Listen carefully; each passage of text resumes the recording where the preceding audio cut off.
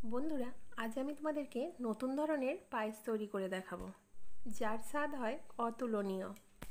নমস্কার বন্ধুরা, আরবি স্পেশাল কিচেনে আমার সকল বন্ধুদেরকে জানাই স্বাগত আর অনেক ভালোবাসা। প্রথমে আমি এখানে 150 গ্রাম মতন চাল নিয়ে নিয়েছি। সেটাকে আমি খুব ভালো করে ধুয়ে পরিষ্কার করে নিচ্ছি। তারপরে আমি এখানে একটা প্রেসার কুকার নিয়ে নিয়েছি। প্রেসার কুকারের মধ্যে আমি চালটা দিয়ে দেবো। চাল দিয়ে দেওয়া হয়ে গেলে এই বাটির 1 বাটি জল এখানে দিয়ে দিতে হবে। প্রেসার কুকারের ঢাকা আটকে আমি একটু স্টিম দিয়ে নেব। একটা সিটি পড়ে গেলেই এটাকে আমি নামিয়ে নেব। তো দেখো বন্ধুরা, একটা সিটি পড়তেই আমি প্রেসার কুকারের ঢাকনাটা খুলে নিয়েছি। এইভাবে আমি চালটাকে খুব ভালো করে সিদ্ধ করে নিয়েছি। এখন আমি এখানে গ্যাসের মধ্যে একটা কড়া বসিয়ে দিয়েছি। এর মধ্যে আমি প্যাকেট লিকুইড দুধ ঢেলে দিচ্ছি। আমি এখানে আমুলের লিকুইড দুধ নিয়ে নিয়েছি, তোমরা যে কোনো কোম্পানির লিকুইড দুধ নিয়ে নিতে পারো। এবারে এখানে আমি কয়েকটা এলাচকে ফাটিয়ে নিয়েছি, ওইগুলো আমি দিয়ে দিচ্ছি। এবার এখানে আমি নিয়ে নিয়েছি 150 গ্রাম মতন গুঁড়ো দুধ। লিকুইড দুধটা উষ্ণ গরম হয়ে গেলে আমি এখানে 150 গ্রাম মতন গুঁড়ো দুধ দিয়ে দেবো। লিকুইড দুধটা উষ্ণ গরম হয়ে গেলে তখনই কিন্তু গুঁড়ো দুধটা দিতে হবে, নাহলে কিন্তু গুঁড়ো দুধটা ডালা পাকিয়ে যাবে, ভালোভাবে দুধের সাথে মিশবে না।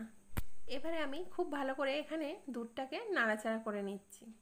দুধটা নাড়াচাড়া করতে করতে যখন আমি দেখব দুধটা খুব ভালোভাবে ফুটে গেছে, এই সময় আমি এখানে দিয়ে দেবো গলিয়ে নেওয়া ভাতটা।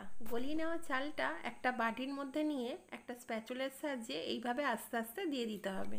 একেবারে কিন্তু সবটা একসাথে দিয়ে দেওয়া যাবে না, এইভাবে অল্প অল্প করে দিতে হবে আর খুব ভালো করে একটা স্প্যাচুলার সাহায্যে নাড়াচাড়া করে নিতে হবে। তো দেখো বন্ধুরা, আমি যতটা প্রেসার কুকারে চাল সিদ্ধ করে রেখেছিলাম সবগুলোকে আমি এখানে দিয়ে দুধটাকে খুব ভালো করে একটা স্প্যাচুলার সাহায্যে নাড়িয়ে নিচ্ছি।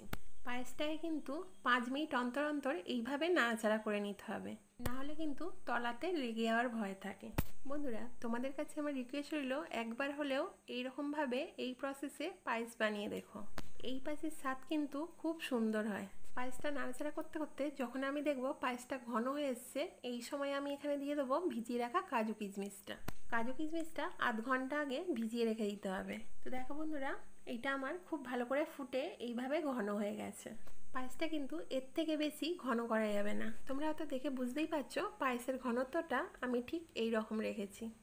এর থেকে কিন্তু বেশি গাঢ় করা যাবে না। গ্যাসের ফ্লেমটা একদম লো করে দিয়ে একদম শেষে আমি এখানে দিয়ে দেবো চিনি। আমি এখানে 400 গ্রাম চিনি দিয়ে দিচ্ছি। তোমরা মিষ্টিটা তোমাদের পছন্দ মতন এখানে দিয়ে দেবে। মিষ্টিটা দিয়ে দেখতেই পাচ্ছ আমি এখানে হাতা দিয়ে খুব ভালো করে আস্তে আস্তে এখানে নাড়িয়ে নেবো, যাতে মিষ্টিটা পায়েসের সাথে খুব ভালো করে মিশে যায়। এই সময় কিন্তু গ্যাসের ফ্লেমটা বাড়ানো যাবে না। চিনি দিয়ে দেওয়ার পর একদম লো ফ্লেমে কিন্তু এই পায়েসটা নাড়াচাড়া করতে হবে। 5 মিনিটের মতন নাড়াচাড়া করে নিয়ে এখন আমি গ্যাসটাকে অফ করে দেবো। পায়েসটা কিন্তু ঠান্ডা হওয়ার জন্য 2 ঘন্টার মতন আমি রেখে দেবো। ঠান্ডা হয়ে গেলে এটাকে আমি সার্ভ করে নেবো। আমি একটা বাটির মধ্যে কিছুটা পায়েস তুলে রেখে দিয়েছিলাম। তো 2 ঘন্টা পর এটা আমার কিছুটা ঠান্ডা হয়ে গেছে। ঠান্ডা হয়ে যাওয়ার পর তোমরা দেখতেই পাচ্ছ এই কালারটা লালচে ভাব চলে এসছে। এখন আমি তোমাদেরকে একটা চামচের সাহায্যে কেটে দেখাচ্ছি কতটা সুন্দর তৈরি হয়েছে। তো দেখতেই পাচ্ছ বন্ধুরা কতটা সুন্দর এটা তৈরি হয়েছে। এই পায়েসটা দেখতে যতটা সুন্দর হয় খেতেও কিন্তু দারুণ হয়। আজকের এই রেসিপিটা তোমাদের কেমন লাগলো অবশ্যই কিন্তু আমাকে কমেন্টে বলো।